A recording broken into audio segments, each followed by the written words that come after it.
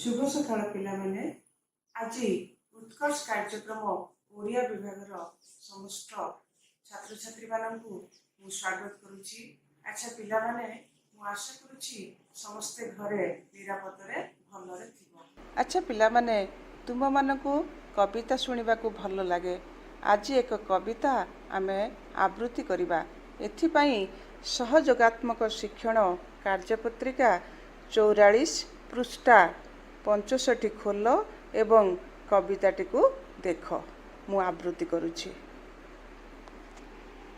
ଜୀବନଟା ହସ କାନ୍ଦ ସୁଖ ଦୁଃଖ ଭରା, ଆନନ୍ଦ ବିଷାଦର ଛୋଟିଆ ପସରା। ଜନମରୁ ମୃତ୍ୟୁ ଯାଏ ଯାର ପରିସୀମା, କେତେ ସ୍ମୃତି ବିସ୍ମୃତିର ମଧୁର ଝରଣା।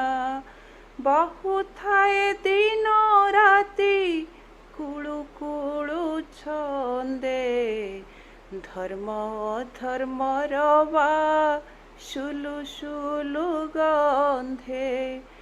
ପୁଲକିତ ହୁଏ ପ୍ରାଣ ପାଇଯା ପରଶ, ଧନ୍ୟ ହେ ଈଶ୍ୱର ତୁମ ସର୍ଜନା ସରସ। ପୁଲକିତ ହୁଏ ପ୍ରାଣ ପାଇଯା ପରଶ, ଧନ୍ୟ ହେ ଈଶ୍ୱର ତୁମ ସର୍ଜନା ସରସ। ଏବେ ଏହି କବିତାଟିର ଭାବଟିକୁ ଆମେ ବୁଝିବା। ଜୀବନଟା ହସ କାନ୍ଦ ସୁଖ ଦୁଃଖ ଭରା, ଆନନ୍ଦ ଓ ବିଷାଦର ଛୋଟିଆ ପସରା। ମନୁଷ୍ୟ ଜୀବନରେ ବହୁତ ହସ କାନ୍ଦ ସୁଖ ଦୁଃଖ ଆନନ୍ଦ ବିଷାଦ ଭରି ରହିଥାଏ। ଜନମରୁ ମୃତ୍ୟୁ ଯାଏ ଯାର ପରିସୀମା, କେତେ ସ୍ମୃତି ବିସ୍ମୃତିର ମଧୁର ଝରଣା। ଜନ୍ମ ହେଲା ପଦ୍ୟ ରୂପ, ତାର ଗଦ୍ୟ ରୂପ ହେଲା ଜନ୍ମ। ତେଣୁ ଜନ୍ମରୁ ମୃତ୍ୟୁ ପର୍ଯ୍ୟନ୍ତ ଯେଉଁ ବ୍ୟବଧାନ ଥାଏ, ମନୁଷ୍ୟ ବହୁତ ଘଟଣା ସେ ଘଟିଥାଏ। କେତେକ ଘଟଣାକୁ ସେ ଭୁଲିଯାଏ ଏବଂ କେତେକ ଘଟଣାକୁ ମନେ ରଖିଥାଏ। ବହୁ ଥାଏ ଦିନ ରାତି କୁଳୁ କୁଳୁ ଛନ୍ଦେ, ଧର୍ମ ଅଧର୍ମର ବା ସୁଲୁ ସୁଲୁ ଗନ୍ଧେ। ଏଠାରେ ପିଲାମାନେ କୁଳୁ କୁଳୁ ସୁଲୁ ସୁଲୁ ଧ୍ୱନ୍ୟାତ୍ମକ ଯୋଡ଼ି ଶବ୍ଦ।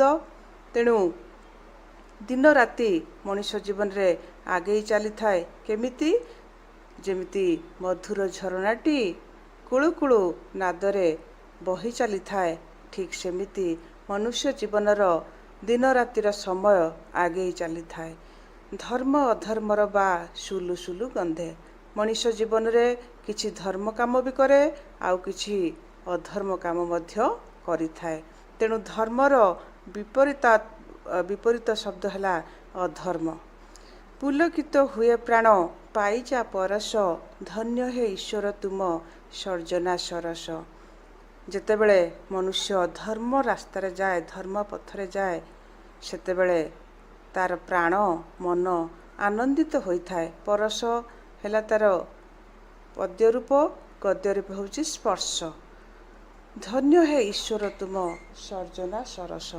ସର୍ଜନା ହେଲା ଗଦ୍ୟ ରୂପ, ସରଜନା ପଦ୍ୟ ରୂପ। ପିଲାମାନେ, ଆମେ କବିତାଟିର ଶେଷ ପଦରେ ଜାଣିଲେ ଯେ ସବୁକିଛିର ସୃଷ୍ଟିରେ ଭଗବାନଙ୍କର ହିଁ ହାତ ଅଛି। ତେଣୁ ଆମେ ସେହି ଈଶ୍ୱରଙ୍କୁ ଆମେ ଧନ୍ୟବାଦ ଦେବା ଉଚିତ, ଯିଏକି ଆମର ଏ ସୁନ୍ଦର ସୃଷ୍ଟିର ସର୍ଜନା କରିଛନ୍ତି। ତେଣୁ ପିଲାମାନେ, ଆମେ ଏହି କବିତାରୁ ଆଜି କ'ଣ ଜାଣିଲେ? ମନୁଷ୍ୟ ନିଜ ଜୀବନରେ ଅନେକ ସୁଖ ଦୁଃଖ ଭରି ରହିଥାଏ। ମନୁଷ୍ୟ ଦୁଃଖ ପାଇଲେ ବିଷାଦ ବା ଦୁଃଖ ଅନୁଭବ କରେ। ମନୁଷ୍ୟ ଜନ୍ମଗ୍ରହଣ କରି ଧୀରେ ଧୀରେ ବଡ଼ ହୁଏ। ବହୁତ ପୁରୁଣା କଥା କିଛି ଘଟଣାକୁ ନେଇ ସେ ମନେ ରଖିପାରେ ଏବଂ ଆଉ କିଛି ଘଟଣାକୁ ମଧ୍ୟ ସେ ଭୁଲିଯାଏ। ବୟସ ଅତିକ୍ରାନ୍ତ ହୋଇଗଲେ ମନୁଷ୍ୟ ମୃତ୍ୟୁବରଣ କରେ। ଏହା ହିଁ ଜୀବନର ପରିସୀମା ଅଟେ। ତେଣୁ ଜୀବନର ପରିସୀମା ହେଲା ଜନ୍ମରୁ ମୃତ୍ୟୁ ପର୍ଯ୍ୟନ୍ତ। ଝରଣାଟିଏ ପରି କୁଳୁ କୁଳୁ ନାଦରେ ଦିନ ରାତି ଆଗେଇ ଯାଏ। ଧର୍ମ ପଥରେ ଯାତ୍ରା କଲେ ମନ ପ୍ରାଣ ପୁଲକିତ ହୋଇଥାଏ। ଏ ବିଶ୍ୱର ସୃଷ୍ଟି ଓ ପାଳନ କରିଥାନ୍ତି ଭଗବାନ ବା ଈଶ୍ୱର। ଏଣୁ ଆମେ ସମସ୍ତେ ଏକାଠି ମିଶି ତାଙ୍କୁ ଧନ୍ୟବାଦ ଜଣାଇବା ଉଚିତ। ବର୍ତ୍ତମାନ କାର୍ଯ୍ୟପତ୍ରିକା 44ର ପ୍ରଶ୍ନୋତ୍ତର ଆମେ ଦେଖିବା। ପ୍ରଥମ ଦିଆଯାଇଛି ବିପରୀତାର୍ଥବୋଧକ ଶବ୍ଦ। ଯେମିତି ଆମେ କବିତାଟିରେ ଦେଖିଲେ ହସ କାନ୍ଦ, ହସର ବିପରୀତ ଶବ୍ଦ କାନ୍ଦ। ସୁଖ ଦୁଃଖ, ସୁଖର ବିପରୀତ ଶବ୍ଦ ଦୁଃଖ। ଆନନ୍ଦର ବିପରୀତ ଶବ୍ଦ ବିଷାଦ। ଜନମ, ଜନମ ହେଲା ପଦ୍ୟ ରୂପ, ତାର ଗଦ୍ୟ ରୂପ ହେଲା ଜନ୍ମ। ଜନ୍ମର ବିପରୀତ ଶବ୍ଦ ମୃତ୍ୟୁ। ସ୍ମୃତି ବିସ୍ମୃତି। ଦିନ ରାତି, ଧର୍ମ ଅଧର୍ମ। ଏହିପରି ଭାବରେ ତୁମେମାନେ ବିପରୀତାର୍ଥବୋଧକ ଶବ୍ଦ ଆଉ 4ଟି ଶବ୍ଦ ଲେଖିବ। 2 ନମ୍ବର ହେଲା କବିତାରେ 2ଟି ଧ୍ୱନ୍ୟାତ୍ମକ ଯୋଡ଼ି ଶବ୍ଦ ରହିଛି। ତେଣୁ ଧ୍ୱନ୍ୟାତ୍ମକ ଯୋଡ଼ି ଶବ୍ଦ ହେଲା ସାଇଁ ସାଇଁ। ଆଉ ସେମିତି ଏହି କବିତାରେ ଆମେ ପାଇବା କୁଳୁ କୁଳୁ ସୁଲୁ ସୁଲୁ। ବର୍ତ୍ତମାନ ତୁମମାନଙ୍କ ପାଇଁ କାମ ରହିଲା ଆଉ 5ଟି ଧ୍ୱନ୍ୟାତ୍ମକ ଯୋଡ଼ି ଶବ୍ଦ ଲେଖି ରଖିବ। 3 ନମ୍ବର ପ୍ରଶ୍ନ ହେଲା କବିତାଟିରେ ପଦ୍ୟ ରୂପ ଚିହ୍ନାଅ। ତେଣୁ ପଦ୍ୟ ରୂପ ମୁଁ କହିସାରିଛି। ଜନମ ପରଶ ହେଲା ପଦ୍ୟ ରୂପ। ସେମିତି ଗଦ୍ୟ ରୂପ ହେଲା ସ୍ମୃତି ବିସ୍ମୃତି, ଧର୍ମ ଅଧର୍ମ, ପ୍ରାଣ ସର୍ଜନା। ବର୍ତ୍ତମାନ ତମେ ଜାଣିଛ ଯେ ଗଦ୍ୟ ରୂପକୁ ପଦ୍ୟ ରୂପରେ କେମିତି କରିବା, ପଦ୍ୟ ରୂପକୁ ଗଦ୍ୟ ରୂପରେ କେମିତି କରିବା। ଜନମ ହେଲା ପଦ୍ୟ ରୂପ, ତାର ଗଦ୍ୟ ରୂପ ହେଲା ଜନ୍ମ। ପରଶ ସ୍ପର୍ଶ, ଧରମ ଧର୍ମ, ଅଧରମ ଅଧର୍ମ, ସରଜନା ସର୍ଜନା। ଆଚ୍ଛା ପିଲାମାନେ, ବର୍ତ୍ତମାନ ମୁଁ ଏଇ କବିତାଟି ତ ପଢ଼େଇଲି। ବର୍ତ୍ତମାନ ତୁମ ପାଇଁ ଗୃହ କାର୍ଯ୍ୟ କିଛି ରହିଛି। ଏହି ଗୃହ କାର୍ଯ୍ୟ କରିଲା ପୂର୍ବରୁ ତମେ ଦେଖିବ କାର୍ଯ୍ୟପତ୍ରିକା 37 ପୃଷ୍ଠା 59ରେ ଦେଖ।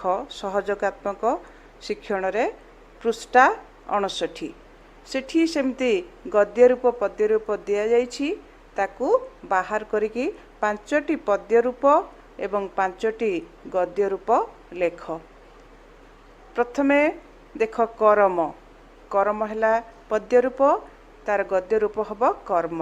ସେମିତି ପରାଣରେ ପ୍ରାଣରେ, ଜନମି ଜନ୍ମି, ସ୍ୱପନେ ସ୍ୱପ୍ନେ, ସ୍ମୃତି ସ୍ମୃତି, ପୌଷ ପୌଷ, ସ୍ନେହ ସ୍ନେହ, ଗିରିଶମ ଗ୍ରୀଷ୍ମ, ସୈନ ସୈନ୍ୟ, ଶୈଳ ଶୈଳ। ବର୍ତ୍ତମାନ 2 ନମ୍ବର ପ୍ରଶ୍ନ ଆମେ ଦେଖିବା। ପଦ୍ୟ ରୂପ ଗୁଡ଼ିକୁ ତୁମ ପଢ଼ା ବହିରୁ ଯେଉଁ ପଦ୍ୟରୁ ମିଳୁଛି ସେହି ପଦ୍ୟର ନାମ ଲେଖ। ତେଣୁ ଏହିଗୁଡ଼ିକ ରହିଲା ତୁମର ଗୃହ କାର୍ଯ୍ୟ। ଘରେ ବସି ଏହି କାମ ଗୁଡ଼ିକ କରିବ। ଧନ୍ୟବାଦ।